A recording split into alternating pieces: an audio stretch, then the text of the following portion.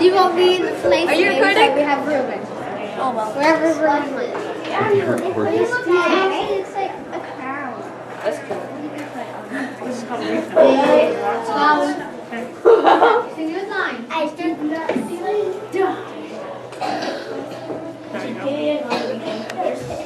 Okay, so Ruben,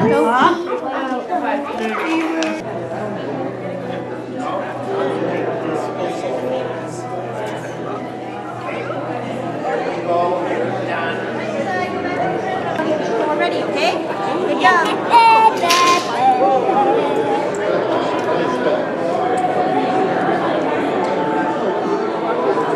So happy to have you here with us this morning as we celebrate Christmas time in the Advent season, and we also celebrate our kids as they show us the Christmas story through our annual Christmas pageant. We're so happy to have you here.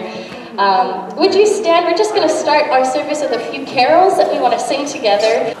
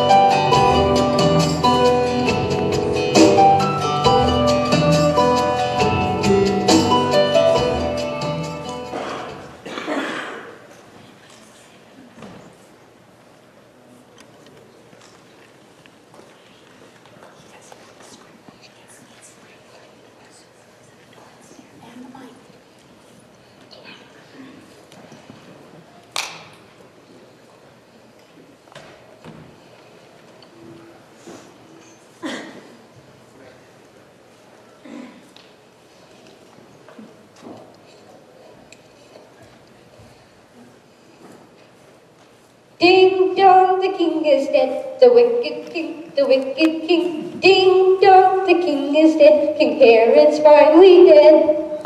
Hush, my son, governments have eyes and ears everywhere. John, go back and memorize another page of your Torah.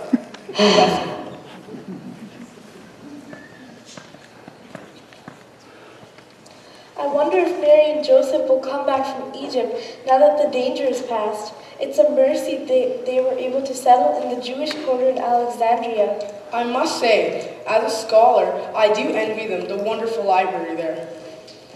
No doubt, they've had a hard enough time of it just scraping by. All these years in a foreign land, their messages hint at miracles and tragedies, but I wish we knew more about what really happened. Mama! Papa! Look who's coming! Strangers with the donkey and a boy just about my age! Blessed be the Lord. Those aren't strangers. That's your Auntie Mary and Uncle Joseph, and that must be your cousin Jesus. They've been refugees in Egypt since before you can remember, which is why you don't recognize them. Welcome, welcome, dear ones. Come in and rest your weary bones.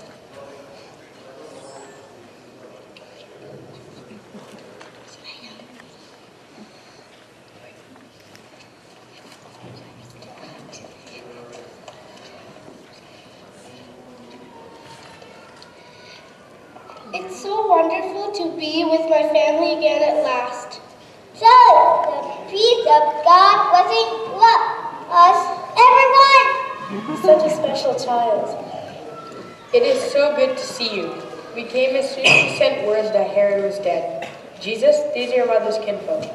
Actually, we're your second cousins once removed, but you can just call us Auntie Elizabeth and Uncle Zach.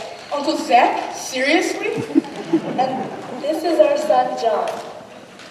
Actually, I do feel like I recognize you. I wonder why. Mother, I think I'm gonna like it here.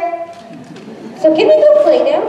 As soon as you tie up their donkey and fetch her some food and water, she looks exhausted. No doubt she is. Poor faithful creature. She has been with us from Galilee to Bethlehem to Egypt and back again. It was a long journey. Egypt was so different from Israel. We arrived not knowing the culture, the language, or anything. You won't believe all the different religions there. Sun gods, moon gods, cow gods, Roman gods. We had never seen anything like it. But at least there was freedom to worship. They even have a Jewish temple in Leontopolis. It made such a difference that the synagogue in Alexandria welcomed us. God's people there showed such kindness to strangers. It's a big, growing city, so it was easy to find work for a builder like me. But everything is so much harder when you don't speak the language. We could never have made it the journey at all without the gifts brought to us by the wise men of Persia.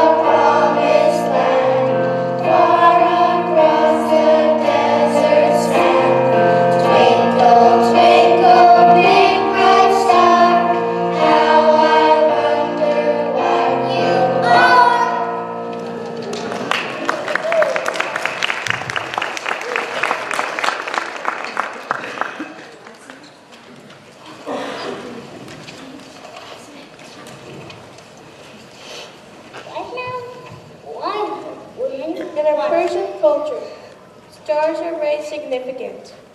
When we saw the enormous bright star in the direction of Israel, we searched for Hebrew scrolls in the palace library that might tell important events that were prophesied.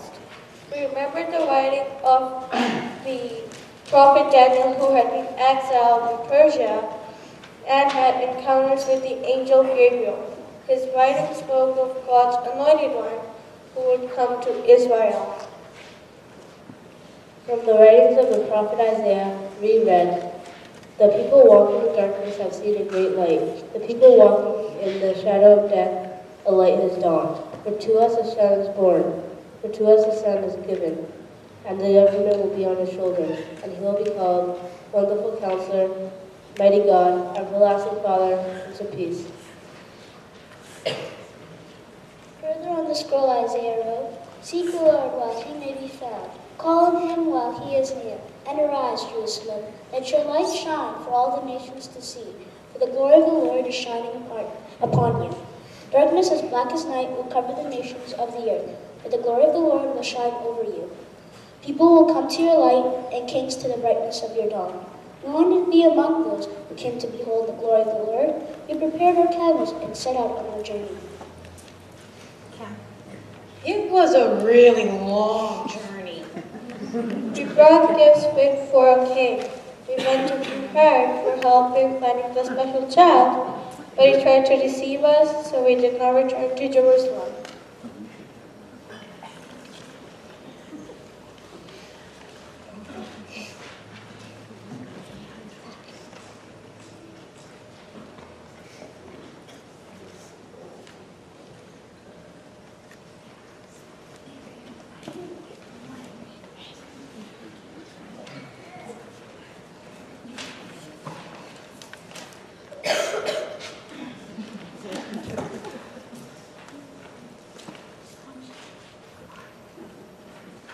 There'll never be a king but me, no way. No matter what those Persian wise men say, I've got the power and the power is mine.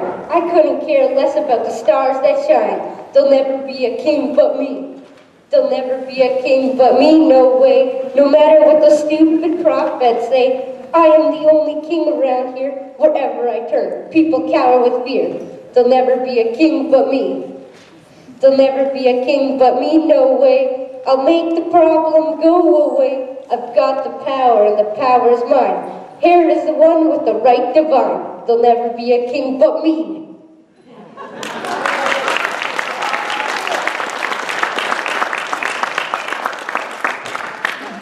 Early school scholars did point us on our way to Bethlehem according to the prophecies of Micah. It was a really long journey.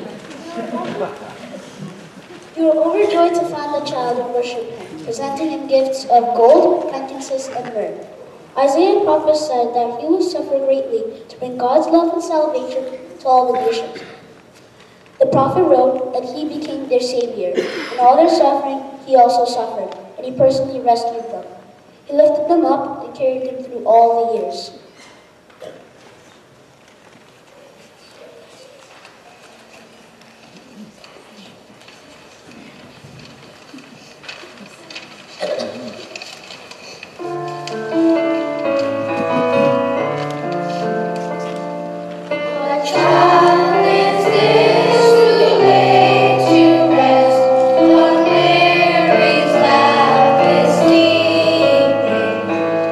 Angels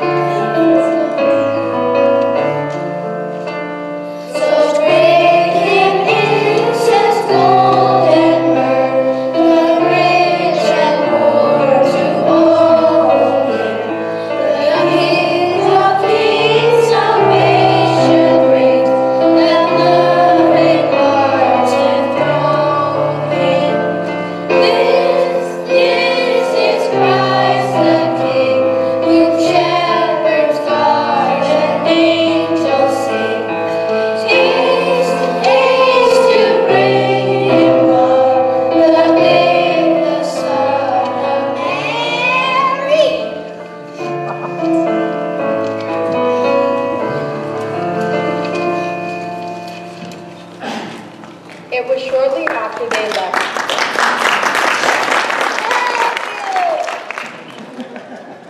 It was shortly after they left that the angel returned to warn us to flee to Egypt to escape from King Herod's evil plans. Their gifts seem odd to give to a baby, but they financed our travels and provided for us all until Joseph could get work. It was a long and difficult journey with such a small child. He was too young to say it, but you could see the questioning in his eyes. Are we there yet? It was a very long journey. When we heard about Herod's massacre in Bethlehem, we were terribly worried. You were worried. I was sure God could take care of his son. Still, we were thankful when you sent word from Egypt. How about you begin at the beginning? We haven't a clue what happened after you left Nazareth. We just knew that your baby would be God's chosen Messiah. Remember, Mary, when you came to visit and John jumped for joy within me? It was a confirmation that I wasn't crazy. You were such a comfort to me. I was so shocked when she returned, with signs of her condition showing, but the angel who visited her came to me in a dream. To my shame, when I received a visitation, I questioned the angel. I spent months in silence, learning the lesson that nothing is impossible with God. Well, to be honest, the reason I didn't question the angel the first time had more to do with fear than faith. It was a process, but by the time I had the fourth dream, the angel and I were pretty much on first-name basis. Did you notice the pattern in God's plan? You're not the first Joseph to have dreams or to be sent by God to Egypt to preserve his family. I hadn't thought of that.